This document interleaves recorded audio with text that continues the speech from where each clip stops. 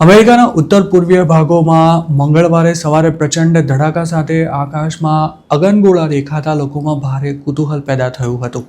જોકે અગનગોળા બીજા કશાયના નહીં પણ સ્પેસમાંથી થયેલા ઉલ્કાપાતના હતા અને તેના કારણે જે ધડાકા સંભળાયા હતા તેનાથી કેટલીક જગ્યાએ તો બિલ્ડિંગ્સ પણ ધ્રુજી ઉઠી હતી અને તેમાં પેન્સિલ્વેનિયા અને ઓહાયોમાં કેટલાક ભાગોમાં લોકોમાં ફફડાટ ફેલાઈ ગયો હતો. નાસાના જણાવ્યા અનુસાર પહેલો અગનગોળો એટલે કે ફાયરબોલ લેક એરી પર મંગળવારે સવારે 9 વાગ્યાની આસપાસ જોવા મળ્યો હતો. તેના કેટલાક વિડીયોઝ પણ સોશિયલ મીડિયા પર ફરતા થયા છે અને નેશનલ વેધર સર્વિસે પણ આવો એક વિડીયો શેર કર્યો હતો જેમાં જોઈ શકાય છે કે ઇન્ડિયાનાથી ન્યુયોર્ક સુધી આકાશમાં ચમકતા લીસોટા દેખાયા હતા. એક્સપર્ટ્સનું માનીએ તો 6 ફૂટનો ડાયામીટર અને 7 ટન જેટલું વજન ધરાવતા એસ્ટેરોઇડ મતલબ કે લઘુગ્રહને કારણે આ ફાયરબોલ જોવા મળ્યો હતો.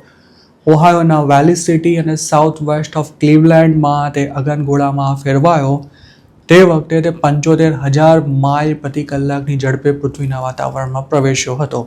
તેના ટુકડા આસપાસના વિસ્તારોમાં પણ ફેલાયા હતા અને હવામાં જ સળગી ઉઠ્યા હતા.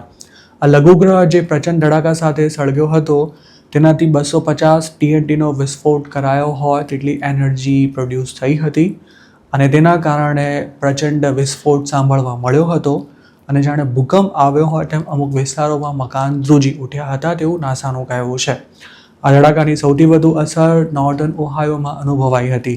અમેરિકન મેટર સોસાયટી આ પ્રકારના લઘુગ્રહો અને ઉલ્કાને ટ્રેક કરે છે જેનું કહેવું હતું કે મંગળવારે ડેલ્વર, ઇલિનોય, ઇન્ડિયાના, કંટકી, મેરીલેન્ડ, મિશિગન અને ન્યુયોર્ક ઉપરાંત કેનેડાના ઓન્ટારિયોમાં પણ ઉલ્કાપાત થયાની કુલ 140 જેટલી ઘટના સામે આવી છે.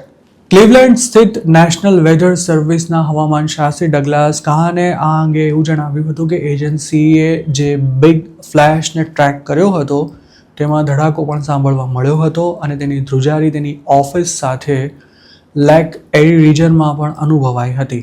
તો બીજી તરફ આ ધડાકો સાંભળતા ડરી ગયેલા અમુક લોકોએ 911 પર ફોન કોલ્સનો મારો ચલાવ્યો હતો અને આ મામલે શરૂઆતમાં ક્લીવલેન્ડથી વેસ્ટમાં 20 માઇલ દૂર આવેલા ઓવન પોલીસ ડિપાર્ટમેન્ટ એવું કહ્યું હતું કે વિસ્ફોટ પાછળનું કારણ શોધવાના પ્રયાસ ચાલુ છે.